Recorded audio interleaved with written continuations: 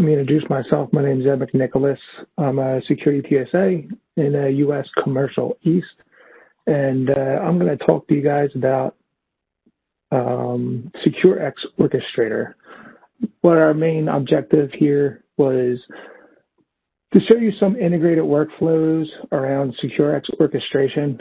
One of the things that when we start showing orchestration and doing some things within orchestration that I've seen is sometimes, as engineers, we look at orchestration as just an automation machine, and that's not really what it is. So we wanted to kind of take it a step further and give you a little bit more of a deep dive around how do we integrate with threat response? How do we integrate with other platforms within Cisco security? How do we integrate with other multi-domain architectures such as Webex Teams or Cisco SDA and ACI or whatever else, right?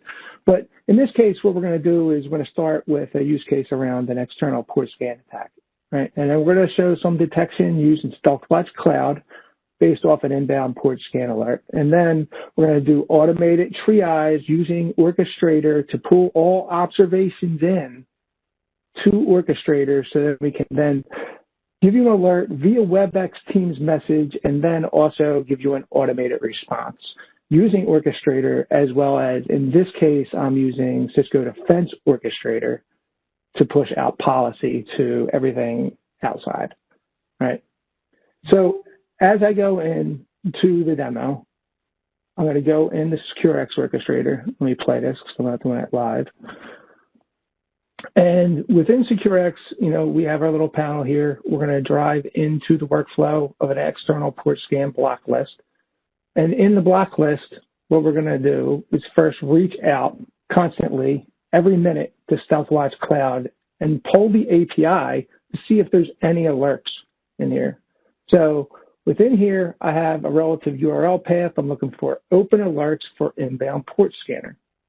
All right, so we're going to take all them alerts and we're going to dump them into a list.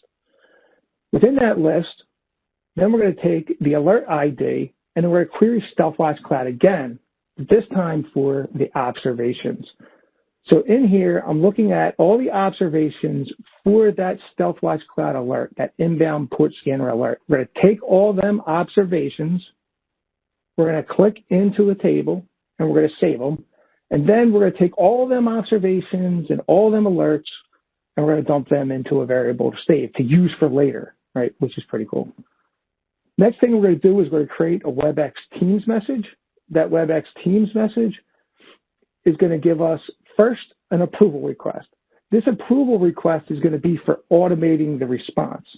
So within this approval request, we're saying, hey, we got an alert in StealthWatch Cloud. We have this IP address. We want to blacklist it. Do you want to do it, right? Also within the Webex Teams message, we want to give you as much information as possible. So we want to have redirects to not only the alert in StealthWatch Cloud, but we want to take the observables and give you all the information around the observables. We want to integrate them observables into threat integration, into a threat investigation, and we also want to add an approval request into that message as well. And then last, we have to actually wait for the approval. So in this case, what's going to happen is we're not going to run the automation unless the approval was approved, not rejected, right? So once we have the approval, then we can actually automate the response. So from an automation standpoint, we're going to add the IP that's attacking us into a global block list. And there's two real things that we need to do here, right? First, we have to find out if the IP address is already there. And second, we need to pull in all the information around the block list group within Cisco Defense Orchestrator.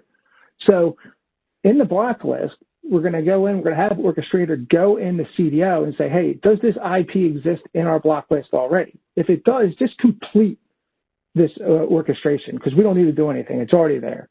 But if it's not, we need to create a block list object and add that block list object to Cisco Defense Orchestrator. We also, in parallel, need to go into the block list group and pull all the contents in from the block list group. After we get all the information around what's in the block list group, Then we can take the block list object that we just created and merge it with the block list group, push it out to Cisco Defense Orchestrator, and Cisco Defense Orchestrator can push it out to FTD, ASA, Umbrella, whatever we have CDO integrated with. So let's go into CDO, and I'm going to query my objects for block list. And as you can see here, we only have one IP address within our block list. It's 1.1.1.1.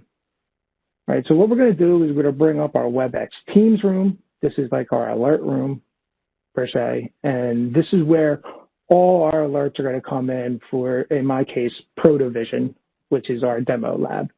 We're going to send the attack using our attacker machine, 172.16.2.110. And then we're going to come back and we're going to wait for that alert to trigger. Now, what we should expect here is to get an alert from our bot that we have set up with a whole bunch of redirects.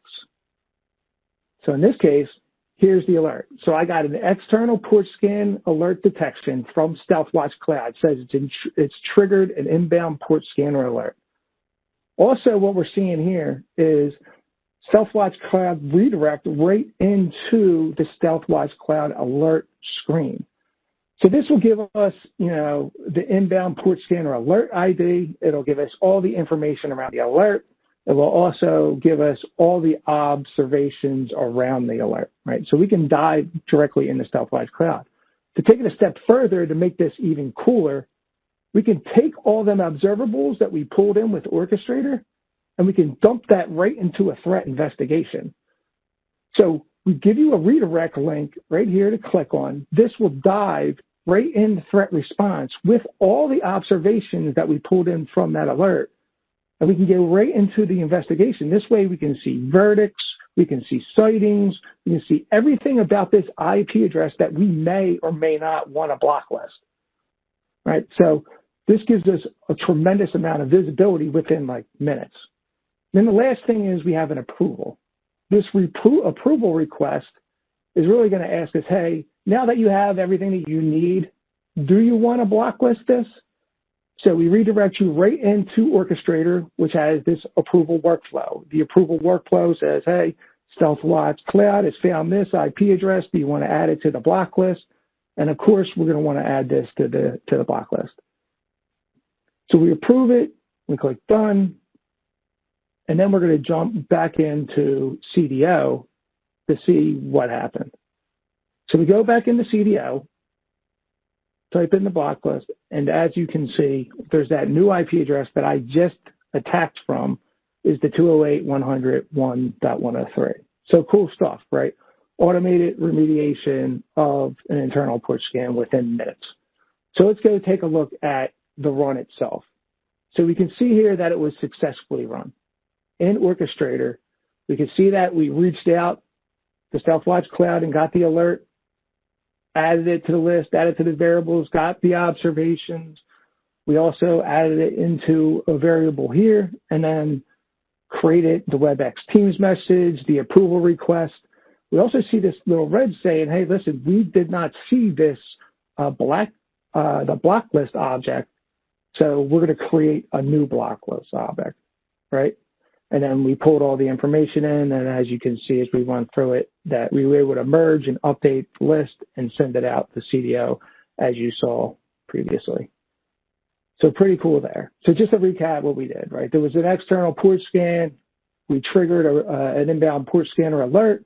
We did a whole bunch of orchestration around pulling observables together, sending them messages out to Webex Teams. We built an approval request workflow, and then we automated the response of adding the IP address to the block list, which is awesome.